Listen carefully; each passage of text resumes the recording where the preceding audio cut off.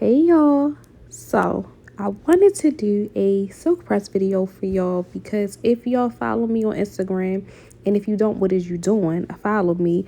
My Instagram handle will be below. But if you follow me on Instagram, you know that I'm really into silk presses. This is what I do. I love doing it. And every single day I take an opportunity to learn something new about silk presses so that I can incorporate it in my service and give my clients a better experience. Today's model is going to be my lovely daughter, and I wanted to use her as my model because we have really been working on her hair for about a year or so. She's always had long, beautiful hair. However, I always did natural styles on her. And the first time she got a silk press done at an actual salon was horrible. Not that the stylist did a bad job, but my daughter's experience was horrible. And I had noticed it was because her ends were severely damaged. I always thought by not putting heat on her hair and things like that, that I was doing her justice and I was making sure her hair was good, but actually I wasn't, and it was just such a bad experience for her. So from then on out, I decided that I wanted to kind of finesse her hair, take care of her hair so that it can be the best that it can be. So I just want to show y'all my process. So here what I'm doing is detangling her hair. She actually just had some braids in for the summer and a weave or whatever braiding hair was used. And so you always want to make sure you detangle your hair before going to the shampoo bowl, because if you do not, you are going to have a tangled, matted mess. So I'm lightly spraying her hair with water. I'm not drenching it, but just so that I can loosen up any little areas that are tangled and any areas that may have, had any lint or any product buildup, to help me get my Denman brush through so that I can easily go through and detangle before I really get her saturated in the water. This, I'm telling you, it makes a difference. Please, especially if you have braided styles or whatever the case may be, do yourself justice by detangling your hair prior to going to the shampoo bowl, getting in the shower, washing your hair. This will save you so much heartache, because if you do not, once you get out of the shower or come from the shampoo bowl, your hair is going to be tangled, it's going to be matted, and you're going to lose a lot more hair than you probably should trying to untangle and get all of the matting and stuff like that. So detangle first. It takes forever, but it is worth it so that you can preserve the integrity of your hair.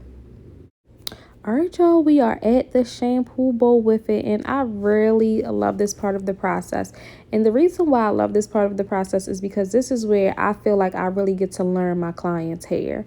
This is where I determine the porosity of my client. And learning your client's porosity is so very important, because it really tells you how your client accepts water, accepts chemicals and everything. So if you're not familiar with what porosity means, it's the amount of liquid that your cuticles and your hair absorbs and can retain in a specific amount of time. Now, the reason why this is so important, especially if you are a stylist that is doing colors and things like that, because depending on the porosity of your client's hair, it will determine how well color takes, how well their hair holds moisture. These things are very important to know when you're styling your client, so that you can give them the best style possible and so that they have longevity with whatever you are doing to their hair. So my daughter, she has average porosity, and the only reason why I say average and not high porosity, even though I have a feeling she will have high porosity, is because she's never had any chemicals. She doesn't really get heat on her hair like that, so I can't really say high porosity. But if her hair is like mine, which it looks like, she'll probably have high porosity hair. As of right now, let's say her hair is virgin because she's young, she doesn't get a lot done to her hair. I would say she has average porosity, which basically means that her cuticles are raised just enough to allow for good penetration of water, good penetration of chemicals. So I find it very easy to actually shampoo her hair, because I know that the water is getting through to those cuticles, somewhat reaching the cortex. All of the products that I'm putting on her hair is getting through the cuticles and into the cortex and really doing its job.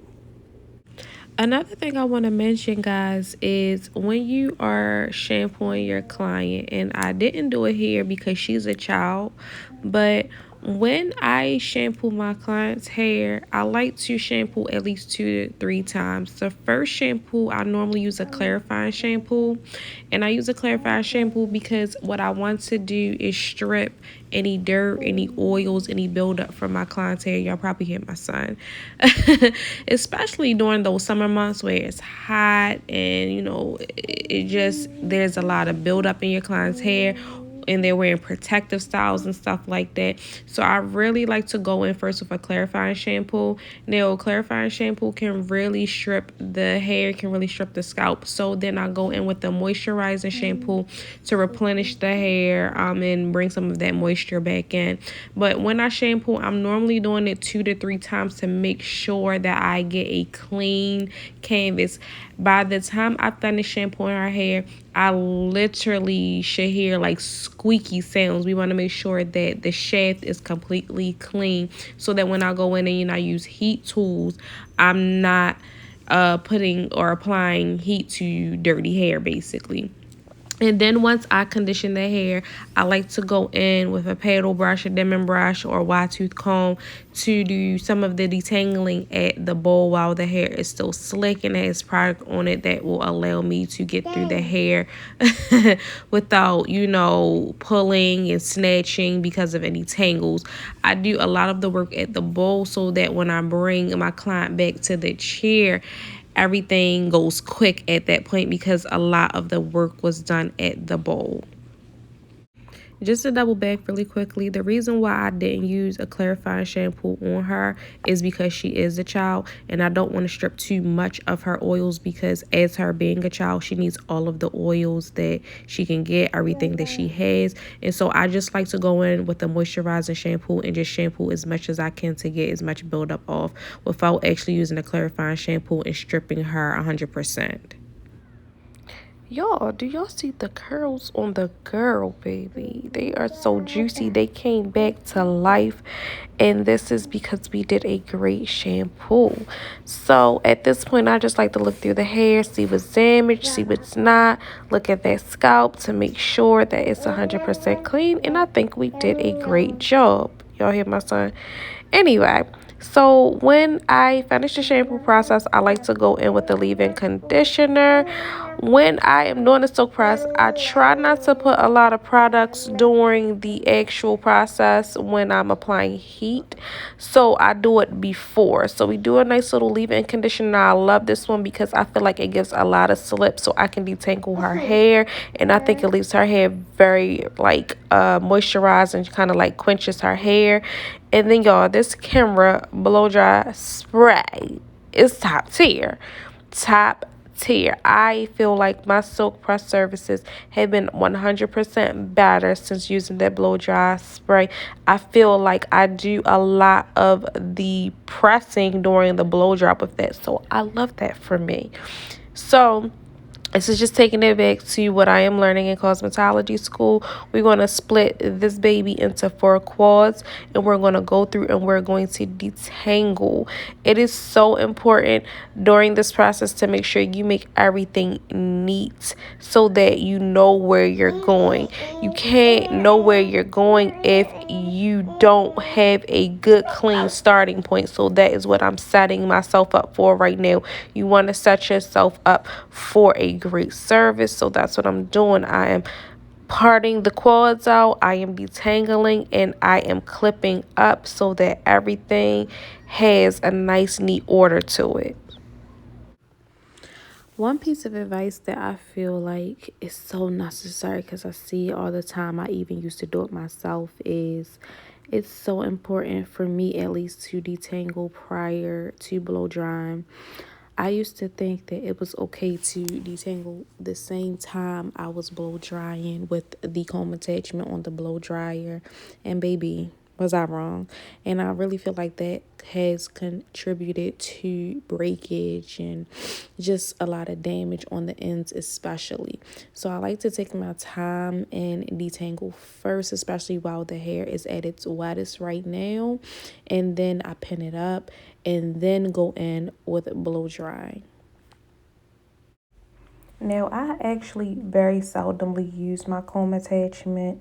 The only time I use a comb attachment is if the person that I am working on isn't getting the silk press. Maybe they're getting a braided style, so they're just getting their hair shampooed. Or if I'm just basically doing any other style other than, a silk press that doesn't require my client to be silky, then maybe I'll use a comb attachment. But I've actually moved away from the comb attachment, and I normally just use my concentrator and a paddle brush. I feel like that gives me the most precision in terms of making sure that the hair is straight as it possibly can be, which, sets me up for a great press when it's time to use my flat iron.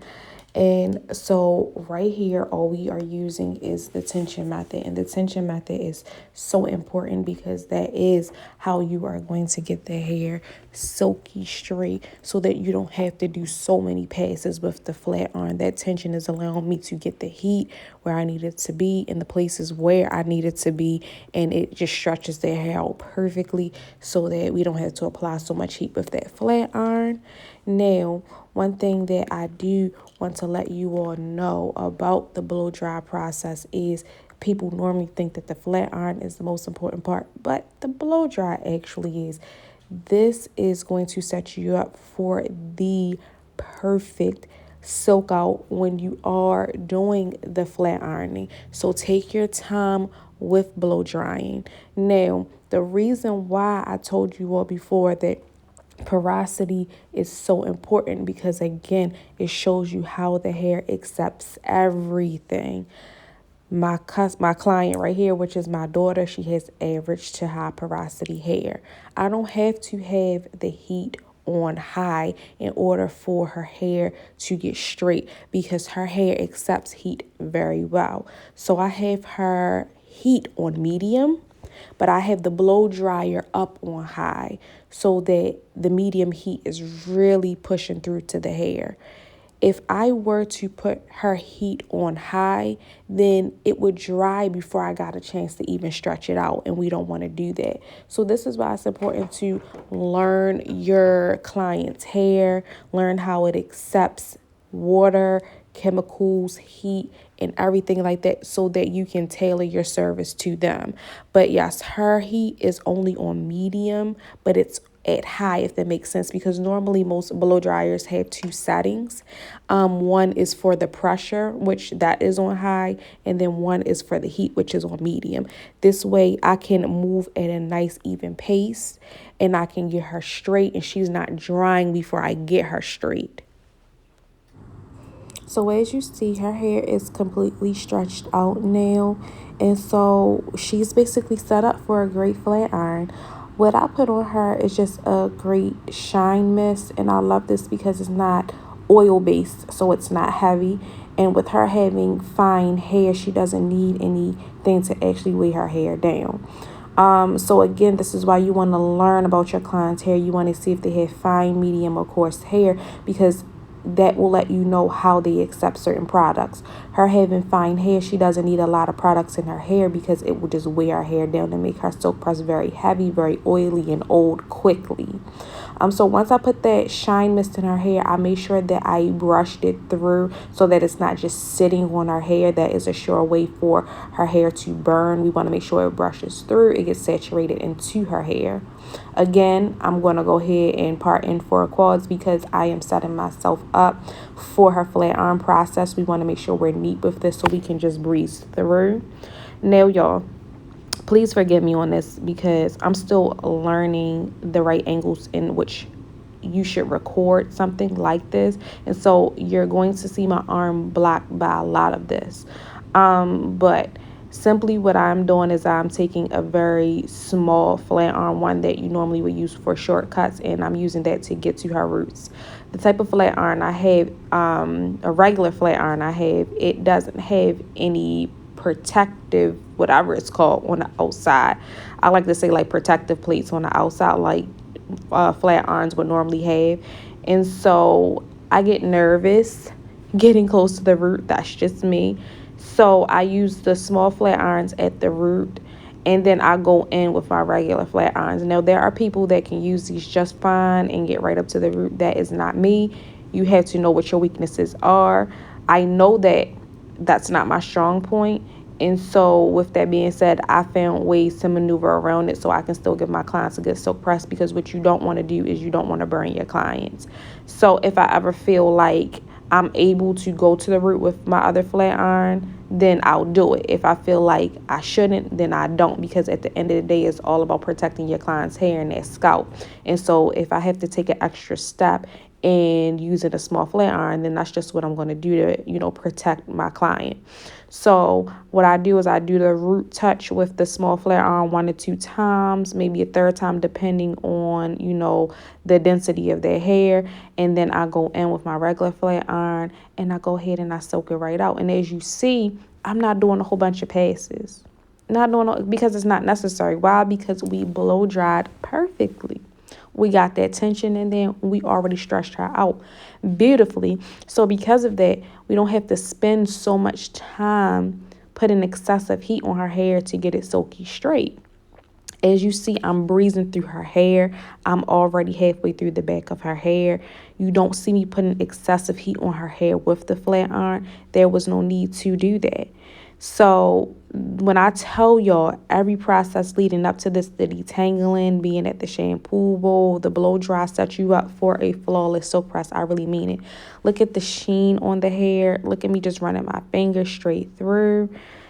This is what silk presses are all about. This is why I love a silk press, because, look at how flawless the hair can get. Y'all, so one funny thing about me is I hate when clients feel like they have to put their ear down. So I always try to find ways to basically make the service more enjoyable for my clients. And so when I go in the ear area, I like to flat iron out or up away from the ear as opposed to downward. And that way they don't have to hold down their ear and fear being burned. So, I don't know if that would be useful for anyone else, but that's what I do. And normally my clients don't have to ever hold down their ear and feel like, oh, she's going to burn me. But yeah, we're just moving along to the front of the head. And again, we're going through and doing those single passes. You can get a better vantage point here, because somewhere during the process of recording this video, I ended up realizing that my arm was actually in the way.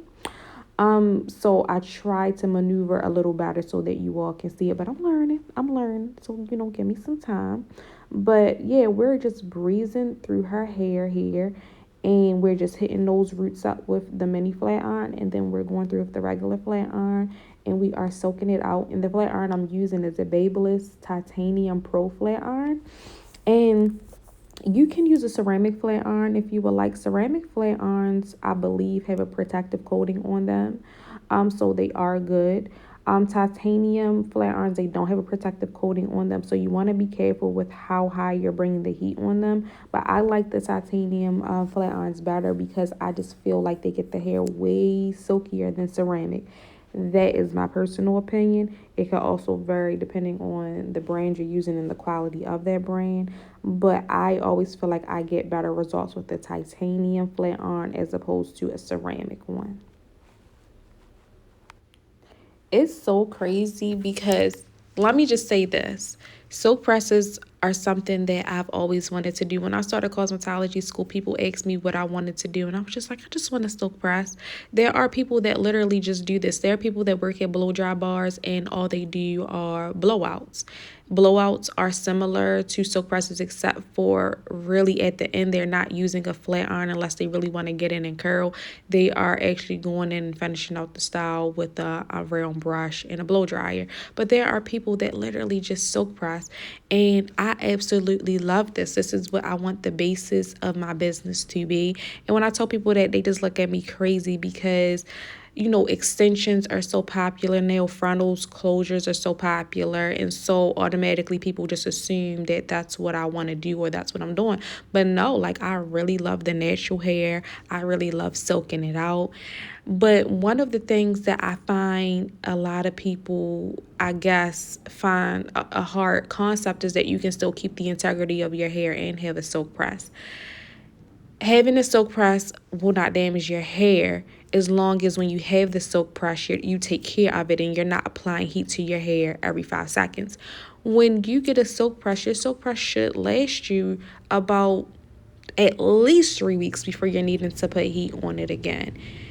Wrap it at night, put it up in a bun, wear a silk or satin bonnet or scarf, and you're good to go. When you're applying excessive heat on your hair, that's when your hair starts to get severely damaged. Now, anytime you apply any heat on your hair, you are breaking the bonds in your hair. And repeatedly doing that, there is going to be some compromise to your natural curl. So you're not going to have the springy curls that you once had when you apply no heat at all. But if you are applying heat few and far between, you can still protect the integrity of your hair. Your hair does not have to be severely heat damaged. So y'all, now we are just going through and we are examining the hair because she definitely needs a trim. This was August, early August, and she hadn't had a trim since I want to say maybe April or May, maybe even before that. So I try to give her a trim every 3 to 4 months. So right here, what I'm doing is I'm just cutting my guideline. I'm not really being precise with it because we already know we're taking some off, so none of this really matters. I just want to have a guide to show me where I need to go with it. So I'm just cutting a little bit off, and then I'm gonna relax a little bit right here because by her standing up and being erect, it kind of helps me out a little bit. And so once I go ahead and I cut my initial guideline, I'm going to go in and be more precise with my trim. Now, I know y'all see the dip in the middle of her hair. She does have a dip there. She has had that since birth. All of my children, for the exception of one child, have always had this dip in their hair. So it's a spot that just always grows shorter than the rest of the hair. I have no clue why it's like that. I will oil it, I moisturize it. Even on one of my children, I cut it short, all the way down to see it, how it grows. It's just a area in the hair that grows a lot slower than the rest of the hair. So when y'all see that, do not be alarmed. My oldest daughter had it, she has it. My first son, he didn't have it. I don't know why. His hair actually was always longer and fuller than all of my children. I don't know what's going on with him. And my youngest son had it. So they all just have this dip right in the middle of their hair. So I believe it's always going to be present for her. So I never really, worry about her or anything like that because it's just something that she's always consistently had throughout her whole entire life. I don't know if it's a birthmark thing because you can have birthmarks in your scalp, but yeah, all of my children just have a little weak area right there. So outside of that, what I am doing is I'm cutting or trimming at 0 degrees first. So we are just trimming the exterior, making it very, very clean, making it even. This is the beginning of the trim for me. I would never just trim the exterior at a 0 degree and leave it here. I know a lot of times we see that on social media, but I'm hoping that that's not the end of where, the trim stops. If you only just trim the exterior and just trimmed at a 0 degree, you will be missing all of the little hairs that are in the interior because though we wish that every single hair on our head was at the same length, most times it's not. So you have to trim and cut in the interior as well to make sure that you are hitting every single hair. Now, I get this question all the time because for whatever reason, people do not want to let go of their hair no matter how damaged it is. And your hair can be long and still be damaged. Let me be very clear about that. But people will always be like, do trims really make your hair grow? I'm here to tell you. And no, they do not make your hair grow. Your hair is growing from your root, not your ends. So you trimming at your ends does absolutely nothing in terms of growth at your roots, right? But what trimming does is it helps you retain the length that you have because the hair at the end of our hair is the oldest. Well, actually, let me back up. Once hair leaves your scalp, it's dead. Everything you see right here on my daughter's hair is dead. This is dead hair. It has no life to it. So all we are trying to do at this point is just preserve the dead hair, right? The hair at the very end is the oldest of the dead hair. So it's going to be the weakest. It's going to be the most fragile. So it's going to split first.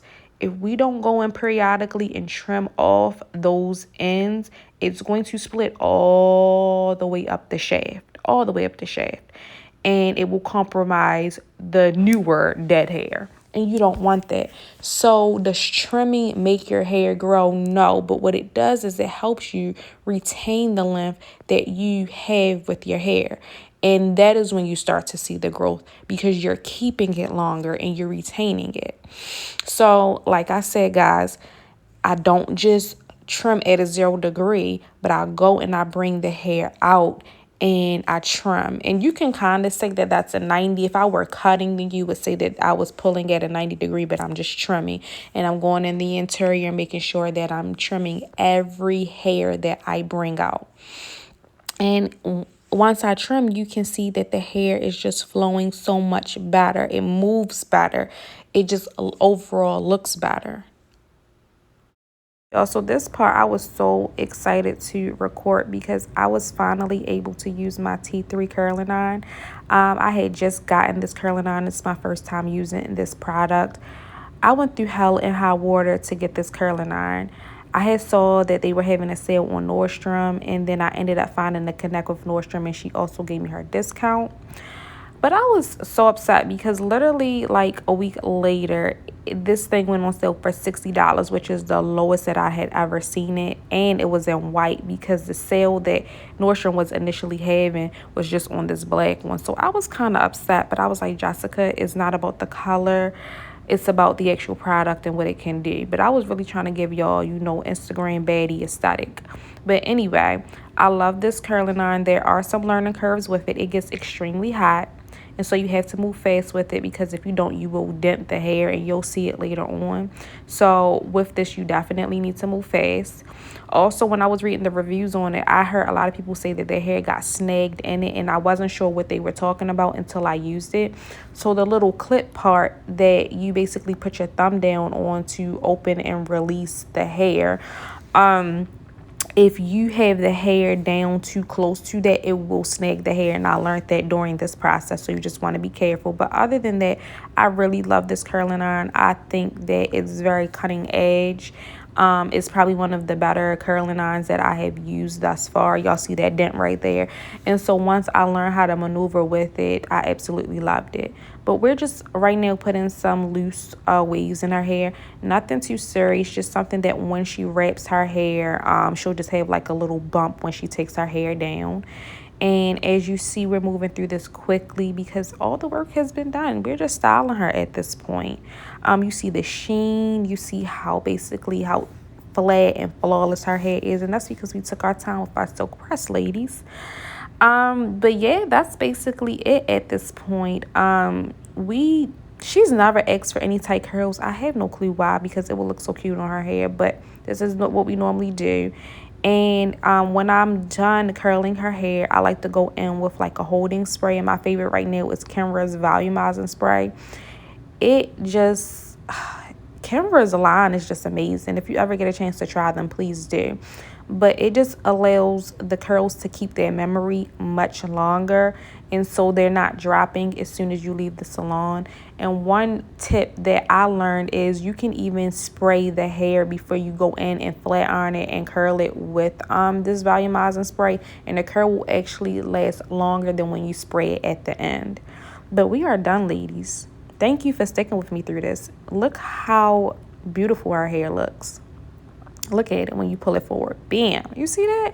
You see that? This my favorite thing ever. And I love this for her because as a child, she really takes really good care of her hair. She really cares about her hair. And when she gets to wear a silk press, she gets to see the fruits of her labor. Like literally. If you don't take care of your hair, I promise you, your silk press will not be good. And look how happy she is. She loves it. I see a lot of people that come to me and they aren't returning clients. They just want to get a real quick silk press. They don't have a stable hairstylists. They don't go to the hairstylist on a, periodic, what am I saying? On a, reoccurring basis. And it shows because they don't get these results. And then they are not satisfied, but you have to go to your stylist consistently in order to get these results. I'm telling you, the key to gray hair is consistency. Consistency. So ladies, if you want this outcome, look for a stylist that does great work and consistently see them, and you will have great payoff just like this, which is beautiful hair. So thank you all for sticking with me through this video. If you like this content, let me know, and hopefully I can do more later, and hopefully I can do a class and really get hands-on with you all and show you all that this is so easy to achieve. You can do this on yourself and you can do this on others. So I will see you guys in the next video.